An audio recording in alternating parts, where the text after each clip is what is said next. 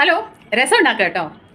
സാധാ രസമല്ല, ബീറ്റൽ, നമ്മുടെ വെറ്റില കൊണ്ട് രസം ഉണ്ടാക്കണമെങ്കിൽ നോക്കാം. എനിക്ക് ഈ വെറ്റില കിട്ടിയത് അമ്പലത്തിൽ നിന്നാണ്. കുറച്ച് കിട്ടിയിട്ടുണ്ടായിരുന്നു. അപ്പോൾ അത് ഞാൻ രസം ഉണ്ടാക്കാൻ പോവാണ്. എങ്ങനെയാണെന്ന് കാണിച്ചു തരാം കേട്ടോ. കാണാം. 3 വെറ്റിലേക്ക് 1 തക്കാളി എന്ന കണക്കിലാണ് ഞാൻ ഉണ്ടാക്കിയിരിക്കുന്നത്. അപ്പോൾ വെറ്റിലയുടെ അധികം കുത്തലുണ്ടാവില്ല. വെറ്റിലയുടെ ടേസ്റ്റ് കൂടുതൽ ഇഷ്ടമുള്ളവർക്ക് കൂടുതൽ വെറ്റില ആഡ് ചെയ്യാം. അപ്പോൾ ഞാനൊരു കടായി വെച്ചു. അതിലേക്ക് കടുകും പച്ചമുളക്, ഗാർലിക്ക് ഒരു 4 പൊടി ഇട്ടിട്ടുണ്ട്.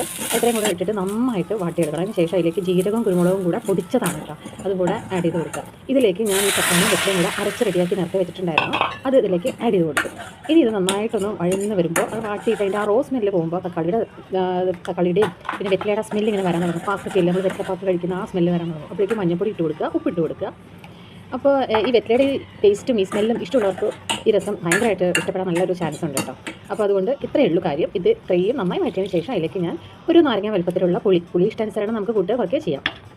തീർന്നു, ഇത്രയേ ഉള്ളൂ കേട്ടോ. എളുപ്പത്തിലാണ് ഈ ഒരു പരിപാടി. ഈ സമയത്ത് ഞാൻ കുറച്ചൊന്ന് ശർക്കരപ്പൊടി ഇട്ട് കൊടുക്കേണ്ട, ഒരു മധുരം കൂടെ എൻഹാൻസ് ചെയ്യാൻ വേണ്ടിയിട്ട്. ഇപ്പോൾ നല്ല അടിപൊളി രസം തയ്യാറാണ്. വെറുതെ ഇങ്ങനെ കുടിക്കുക, ചോറിൻ്റെ കൂടെ കഴിക്കുകയൊക്കെ ചെയ്യാം. അപ്പോൾ ഇത് ഇഷ്ടപ്പെട്ടിട്ടുണ്ടെങ്കിൽ ഒന്ന് ട്രൈ ചെയ്ത് നോക്കണേ. നല്ല അടിപൊളി വെറ്റിലയുടെ ഫ്ലേവറും ഒക്കെ ഉള്ള നല്ലൊരു രസമാണ്. ജീരകവും കുരുമുളകും കൂടെ പൊടിച്ചിടാൻ മറക്കണ്ട. അപ്പോൾ രസം ഉണ്ടാക്കി കഴിഞ്ഞു. ഇനി ഞാൻ ലഞ്ച് പാക്ക് ചെയ്യാൻ പോവാണ്. ഞാൻ ഓഫീസിൽ പോവാം കേട്ടോ.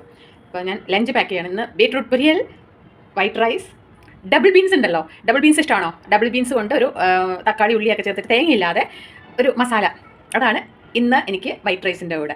അപ്പോൾ ഞാൻ ലഞ്ച് പാക്ക് ചെയ്യട്ടെ.